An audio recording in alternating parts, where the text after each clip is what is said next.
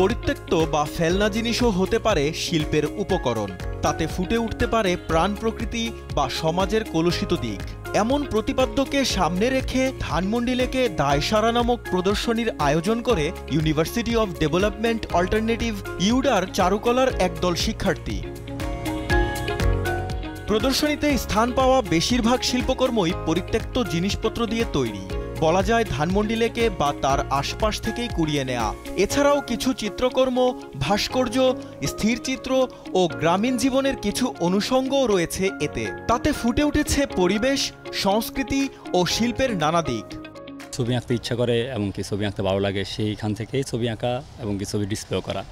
তো মানে সমাজ বা সমাজকেও একটা মেসেজ যেটা হয় যে সবাই যাতে ছবি আঁকতে উদ্বুদ্ধ করে। আমি খারাপ ছবি আঁকি, কেউ যাতে এটা মনে না করে যে আমার ছবি খারাপ হয়, আমার ছবি ভালো হয়, ওর ছবি ভালো হয়, এই ভেদাভেদটা যাতে না থাকে।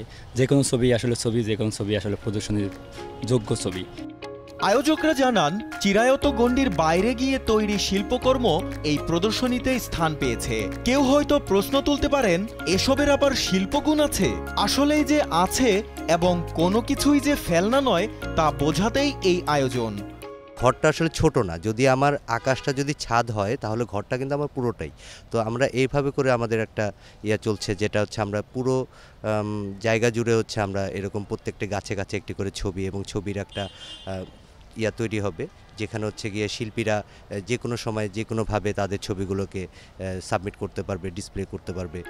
প্রদর্শনীতে স্থান পেয়েছে গাছের গুড়ি বা ডালপালা দিয়ে বানানো বেশ কয়েকটি শিল্পকর্ম।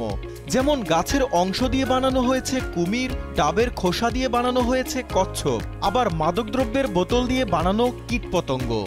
এক একটা ইন্টারেস্টিং জিনিস অনেক দেখি পড়া থাকে, সো ওগুলা নিয়ে আমি ভাবছি যে এগুলো থেকে কিছু হবে।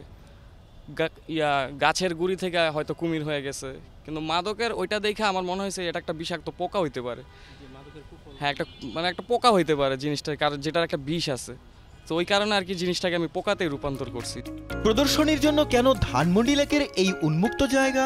আয়োজকরা জানালেন, তারা এই শিল্পকর্মের মাধ্যমে বার্তা ছড়াতে চান সবার কাছে। তাই বদ্ধ করে আয়োজন না করে বেছে নেওয়া হয়েছে লেক আবহ।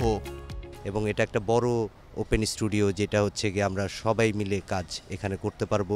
বিভিন্ন রকম রসদ আছে, এখানে অনেক কিছু আছে যেখান থেকে আমরা নেচার থেকে আমরা সব কিছুকে হচ্ছে গিয়ে ইউটিলাইজ করতে পারবো, বিভিন্নভাবে ডিসপ্লে করতে পারবো। এবং এর পাশাপাশি দেখা যাচ্ছে যে নেচারের মধ্যে যে ধরনের কর্মকাণ্ডগুলো হয়, সেই কর্মকাণ্ডগুলো রোধের বিপক্ষে হচ্ছে আমরা যেতে পারবো। প্রদর্শনীটি দেখতে আসা দর্শনার্থীরাও তাদের ভালো লাগার কথা জানান।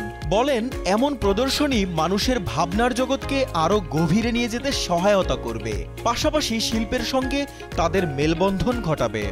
ছোট ছোট এলিমেন্ট করে চিড়িয়াখানার মতো বানানো হয়েছে, এটাও অনেক সুন্দর এবং আমার ওভারঅল খুবই ভালো লেগেছে। এবং বাচ্চাদের জন্য, বড়দের জন্য নতুন একটা চিন্তার বিকাশ ঘটিয়েছে বলে আমার কাছে মনে হয়েছে। এক একজন পেইন্টার, এক একজন আর্টিস্ট এক এক রকম করেছে, যেটা তারা এক্সিবিশনে দিতে পারে না বা কোনো গ্যালারিতে দিতে পারে না, কিন্তু এইখানে খুব ফ্র্যাঙ্কলি মন খুলে যা মন চায় তাই রিপ্রেজেন্ট করার চেষ্টা করেছে।